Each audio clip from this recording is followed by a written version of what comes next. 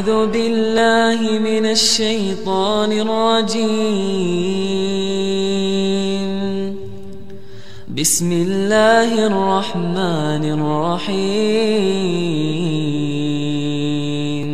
Sekarang 4 wanita ahli neraka. Yang pertama, istri yang lisannya tajam, senantiasa mencaci dan menyalahkan suaminya. Bila suaminya gaib, maka ia berkhianat. Dan bila sedang di rumah, maka ia terus menyakiti suaminya dengan lisannya. Jadi harusnya hati-hati. Lah memang ini peringatan, ini bukan untuk bahan olok-olokan, tapi memang harusnya hati-hati. Dan apapun yang suami tidak suka, maka harus hati-hati. Bapak Ibu tahu kenapa Khadijah radhiyallahu anha dapat jaminan istana di surga? Jadi pernah satu kali Khadijah radhiyallahu anha saking cintanya dengan Nabi SAW dan tahunya bagaimana taat dengan suami, sampai tidak pernah Khadijah radhiyallahu anha mendahului perkataan Nabi SAW. Tidak pernah. Nabi kalau sudah bicara baru Khadijah jawab. Tidak pernah Khadijah lebih dulu bertanya. Itu, jadi dia selalu lakukan itu. Kemudian yang kedua, Khadijah tidak pernah angkat suaranya dengan Nabi SAW. Kalau intonasi suara Nabi misalnya kalau kita kasih angka 6, Khadijah pasti 5 atau 4. Tidak pernah di atasnya. Dan saking pekanya sampai Khadijah bisa faham dari raut wajah Nabi dan dari bahasa tubuh beliau kalau beliau butuh makan atau butuh minum. Satu waktu pernah dalam hadis Bukhari, dan ini sebab dapat jaminan surga, pernah Nabi SAW lagi duduk bersama Khadijah, lalu Nabi SAW duduk dengan posisi Khadijah tahu kalau itu butuh makanan. Maka Khadijah nggak pakai bicara, mengatakan, saya akan ke dapur. Lalu dia pergi ke dapur, urusin makanan kesukaan Nabi SAW. Nabi pun tidak tahu kalau dia lagi bawa makanan sebenarnya. Jadi ini saking pekahnya. Begitu Khadijah lagi mau datang ke kamar, Jibril datang dari langit alaihissalam, dan Jibril berkata, hai Muhammad, sebentar lagi istrimu Khadijah akan datang. Sampaikan salam Tuhannya. Allah kirim salam sama Khadijah. Dan salamku juga. Jibril kirim salam. Lihat ibu-ibu luar biasa. Salamku juga sama dia, dan sampaikan kepadanya berita gembira kalau dia akan dapat istana di surga. Gara-gara apa? Pelayanannya sama suaminya nih. Istana surga yang terbuat dari mutiara dan tidak ada keributan di dalamnya. Kenapa tidak ada keributannya? Karena memang luar biasa. Khadijah pun tidak pernah buat ribut dalam rumah tangga ini. Maka Allah berikan itu. Makanya ini poin penting harus digarisbawahi. Dan yang paling berbahaya memang dari perempuan, ibu-ibu hati-hati lisannya. Kontrol lisan. Karena kapan intonasi suara dan kalimat ini keluar kasar, ibu sedang hadapin suami. Laki-laki itu kalau digunakan kelembutan, dia akan menaungi. Ibu gunakan kekasaran, dia akan hadapi seperti hadapi laki-laki. Ibu jangan marah banting piring. Kalau banting piring satu, suami banting satu rak. Ya. Ibu nggak usah mau gaya-gaya pukul pintu, dia bisa robohin pintu, gitu kan. Nggak usah pakai kekerasan karena laki-laki lebih kuat. Tapi ibu Allah kasih kalimat, suaranya ibu lebih lembut, ibu punya perasaan, ibu punya air mata, gitulah ya. Jangan yang lain. Nggak usah pakai cara laki-laki, berbahaya. Yang kedua adalah istri ahli neraka ya. Perempuan, istri yang membebani suaminya di luar kemampuannya. Ibu tahu nggak, subhanallah, ada penelitian baru ibu sekalian, banyaknya terjadi masalah laki-laki yang koruptor, ada masalah apa di belakangnya istrinya. Penelitian itu secara global persentase terbesar laki-laki yang buat kriminal dan kesalahan di belakangnya ada istrinya. Istrinya tidak tampil di lapangan, tapi istrinya merongrong dia sehingga dia melakukan kriminal itu. Ini tidak semua ya, tapi dominan persentase di atas 90% gara-gara itu. Subhanallah, sabda Nabi ini nggak mungkin salah. Maaf, saya minta waktu sedikit lagi ya. Yang ketiga, istri yang tidak menutup dirinya, juga auratnya dari lawan jenisnya, dan keluar rumah dengan membuka aurat. Jadi ini juga termasuk ahli neraka. Yang terakhir, yang keempat, istri yang tujuan hidupnya hanya makan, minum, tidur, yang tidak punya keinginan untuk mendirikan sholat, mentaati Allah, Rasulnya, dan juga suaminya. Jadi misalnya sibuk di depan TV, suaminya datang, mana makanan, di meja makan. Sholat, sebentar aja sholatnya. Gara-gara sinetronnya, gara-gara filmnya, gitu kan. Maka ini ahli neraka, hati-hati. Kemudian ada hadis yang lain, kata Nabi SAW, kita sudah selesai tadi 4 ahli neraka, 4 ahli surga. Hadis yang lain, tidak ada seorang istri pun yang meninggal dunia, lalu suaminya ridho kecuali ia pasti masuk surga. Ada jaminan di sini. Karakter laki-laki ibu harus kenal, saya sebutkan secara global, adalah dominan akal. Jadi kalau akal itu artinya masalah, solusi. Kemudian dia butuh dihormati kepemimpinannya. Biarkan dia mengambil keputusan, kita tinggal jawab pada saat ditanya. Jangan mendominasi. Mendominasi akan bentrok dengan karakter laki-laki. Tidak bisa sejalan nanti. Kemudian kalau mau memperbaiki, suami atau laki-laki tidak suka dihardik. Ya, tidak suka dihardik. Kamu salah, kamu begini, kamu begitu. Itu tidak bisa. Akan bentrok. Walaupun dia salah, dia akan menyerang. Itu karakter. Sama tidak suka digurui. Ya. Kemudian sebaliknya, suami suka diterima kasih. Ya. Ibu harus ucapkan itu. Kemudian juga dia suka diterima keputusannya, walaupun keputusan itu sederhana. Ya. Kata Nabi SAW dalam hadis yang lain, Allah tidak akan melihat seorang istri yang tidak berterima kasih pada suaminya, padahal ia butuh dengan suaminya. Allah tidak lihat, maksudnya Allah tidak akan memberikan ya kebaikan-kebaikan kepadanya. Dalam hadis yang lain juga, 3 golongan yang tidak akan diterima. Kata Nabi SAW, sholatnya, juga amalan-amalannya tidak akan dilangkat ke langit. Seorang budak yang lari dari tuannya sampai ia kembali. Yang kedua, seorang istri yang suaminya marah padanya sampai suaminya itu ridho kepadanya. Dan yang ketiga, orang mabuk sampai dia sadar. Jadi ibu biar sholat, khusyuk, baca 1 juz 1 malam, kalau suaminya nggak ridho, nggak diangkat ibadahnya ke langit, percuma. Maka ini ada hubungannya, kolerasinya dengan masalah itu. Pernah ada seorang wanita berkeluh kesah di depan Aisyah radhiyallahu anha dalam hadis Bukhari. Suamiku begini, terus keluh kesah. Nabi SAW lewat. Lalu kata Nabi SAW, hati-hati dengan lisanmu. Jangan ceritakan sembarangan suamimu karena dia surgamu atau nerakamu.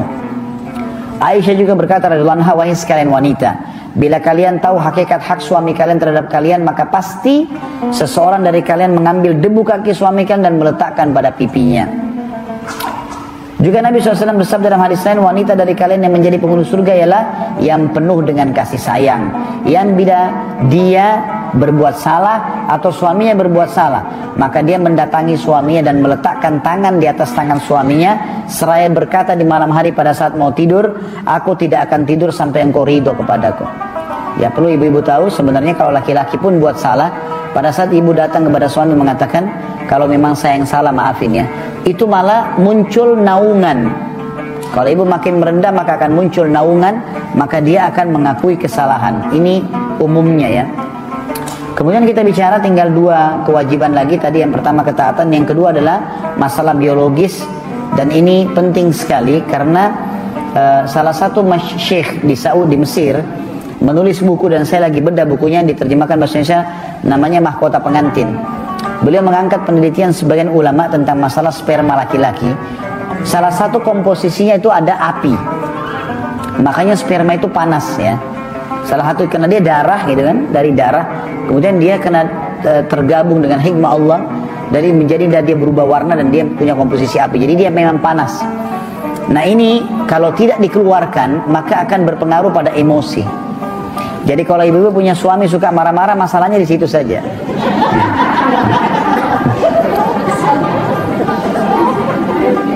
Makanya dalam Islam, dalam rumah tangga, istri itu disuruh layani biologi suami.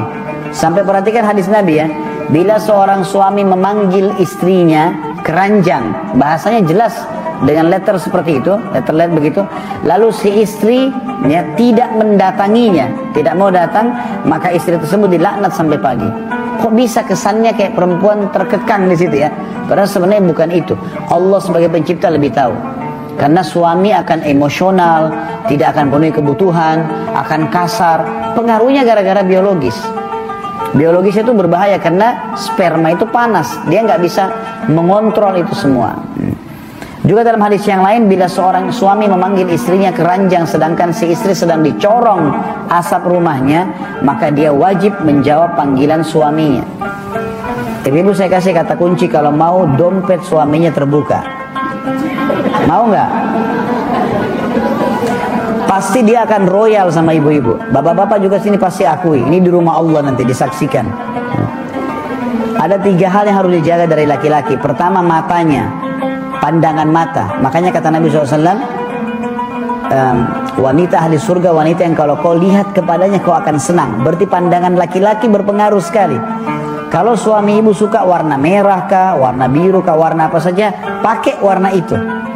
Jangan ibu disuka warna biru pakainya kuning, ya.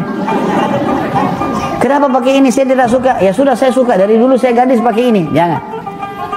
Dia suka warna itu, ya warna itu. Ada pernah rumah tangga Bapak Ibu sekalian 15 tahun berjalan, 15 tahun berjalan, itu subhanallah mau cerai. Setelah saya telusurin masalahnya apa nih, saya dilibatkan dalam masalah itu. Saya duduk empat mata sama suaminya. Ada apa sebenarnya? Tahu masalah apa? 15 tahun mau cerai. Gara-gara suaminya suka rambut panjang, istrinya suka potong rambut pendek.